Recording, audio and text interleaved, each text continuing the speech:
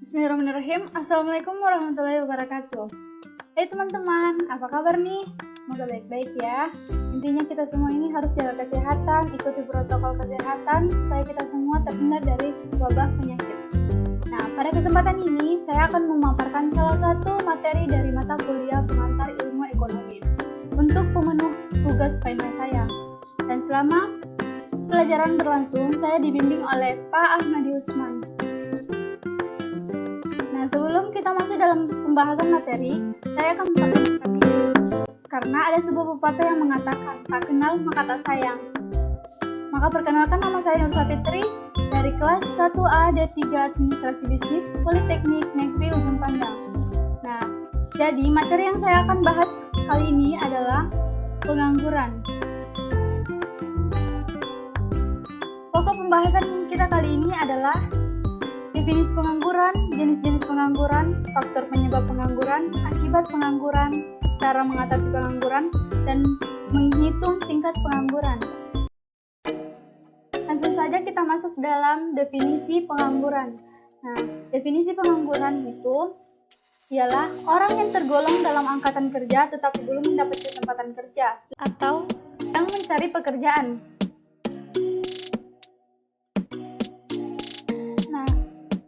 Bagaimana sih peningkatan pengangguran di Indonesia? Nah, ini saya akan perlihatkan data 10 provinsi dengan jumlah pengangguran tertinggi yang ada di Indonesia pada tahun 2003 sampai 2018 yang dimuat oleh Scholastica.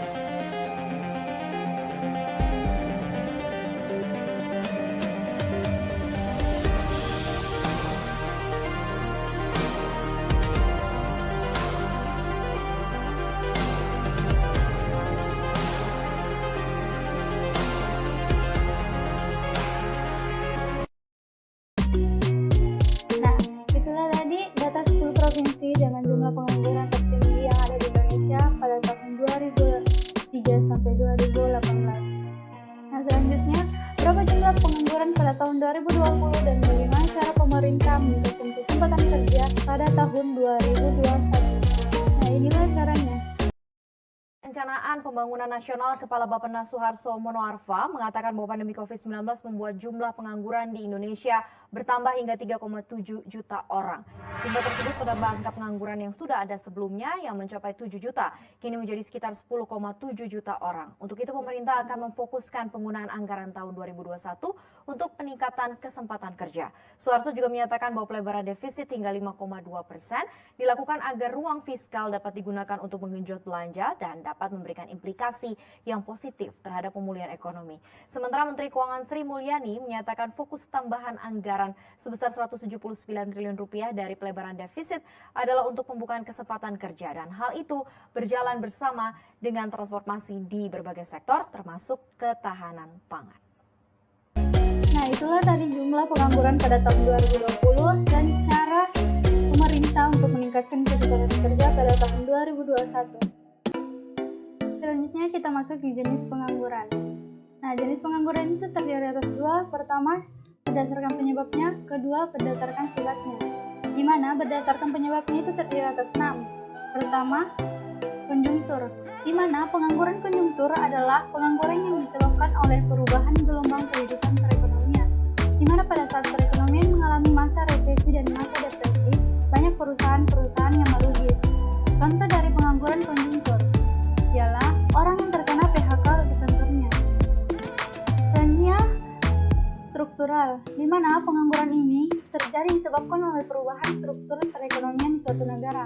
Contoh dari pengangguran struktural adalah ketika peralihan perekonomian dari sektor perkebunan ke sektor industri, di mana jika masyarakat yang sebelumnya bekerja di sektor perkebunan lalu lalu bekerja di industri, ia akan merasa sulit bekerja.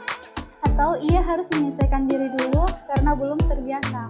Nah, selanjutnya itu friksional, di mana pengangguran ini terjadi hanya sementara waktu, misalnya sementara menunggu panggilan kerja atau mau bekerja.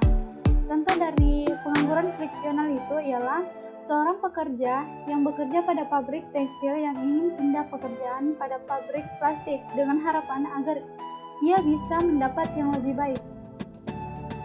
Selanjutnya pengangguran musiman, di mana pengangguran ini disebabkan karena adanya perubahan musim suatu negara. Contohnya itu seperti kuli bangunan banyak yang menganggur pada musim hujan, di mana banyak proyek yang tertunda ketika musim hujan dan akan bekerja kembali pada musim kemarau. Selanjutnya itu pengangguran teknologi. Jenis pengangguran ini disebabkan oleh penggunaan teknologi modern yang akan menggeser tenaga kerja manusia. Contoh dari penganggur teknologi ini adalah pengelolaan tenaga sawah dengan menggunakan traktor akan menggeser tenaga kerja manusia yang masih menggunakan bajak sawah. Selanjutnya pengangguran voluntari, di mana pengangguran ini terjadi karena seseorang yang sebenarnya masih mampu bekerja tapi secara sukarela tidak mau bekerja dengan alasan merasa sudah mempunyai kekayaan yang cukup. Contoh dari pengangguran voluntari ini adalah orang yang berhenti dari pekerjaannya karena mendapat warisan.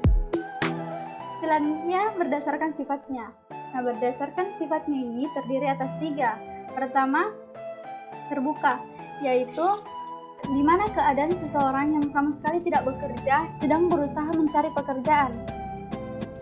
Contohnya itu, seorang lulusan S1 teknik mesin belum mendapat pekerjaan karena lapangan kerja yang belum tersedia sesuai kualifikasinya. Yang kedua itu setengah menganggur, di mana pengangguran ini terjadi karena tenaga kerja tidak bekerja secara optimal karena tidak ada pekerjaan untuk sementara waktu.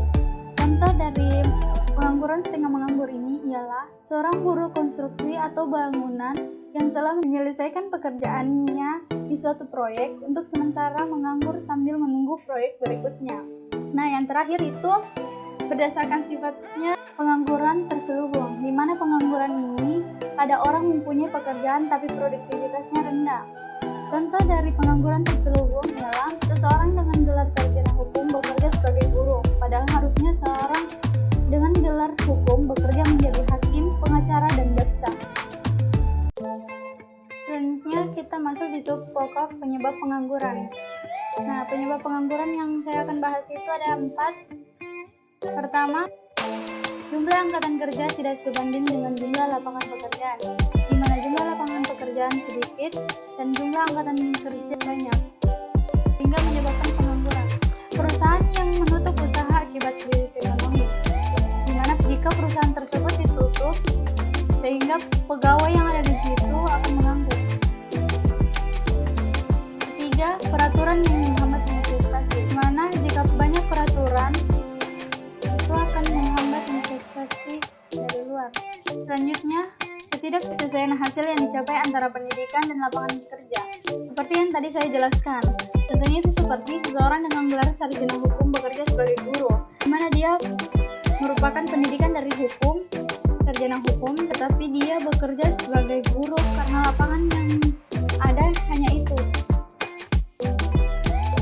Nah, selanjutnya kita masuk di akibat pengangguran, di mana akibat pengangguran itu terdiri atas 3. Yang pertama, produktivitas dan pendapatan masyarakat rendah, yang mengakibatkan kemiskinan, daya beli masyarakat rendah, permintaan hasil produksi rendah, investasi rendah, pembangunan ekonomi terhambat, pertumbuhan ekonomi terhambat. Yang kedua, menimbulkan ketidakstabilan sosial dan politik di suatu negara. Selanjutnya, menimbulkan masalah-masalah sosial seperti kriminalitas, contohnya pencurian, perampokan, dan penculikan, serta pelacuran. Nah, apa saja dampak pengangguran terhadap pembangunan nasional? Yang pertama itu pendapatan nasional dan pendapatan per kapita rendah. Penerimaan negara dari pajak menurun, meningkatkan biaya sosial khususnya biaya keamanan. Nah, bagaimana cara mengatasi pengangguran secara umum? Caranya seperti ini. Pertama, dilakukan harus memperluas dan membuka lapangan pekerjaan yang banyak. Kedua, mengadakan bimbingan dan penyeluduhan keterampilan tenaga kerja. Ketiga, menambahkan keterampilan melalui BLK atau Balai Lapangan Kerja. Keempat, meningkatkan pendidikan, pendayagunaan, dan penyebaran tenaga kerja. Yang terakhir, pengembangan produktivitas tenaga kerja. Nah, selanjutnya bagaimana cara menghitung tingkat pengangguran? Nah, sebelum kita menghitung tingkat pengangguran, kita harus tahu apa itu tingkat pengangguran. Nah, tingkat pengangguran adalah perbandingan antara jumlah penganggur dan jumlah angkatan kerja dalam kurun waktu tertentu yang dinyatakan dalam persentase. Berikut rumusnya. Rumusnya itu jumlah penganggur dibagi jumlah angkatan kerja kali 100%.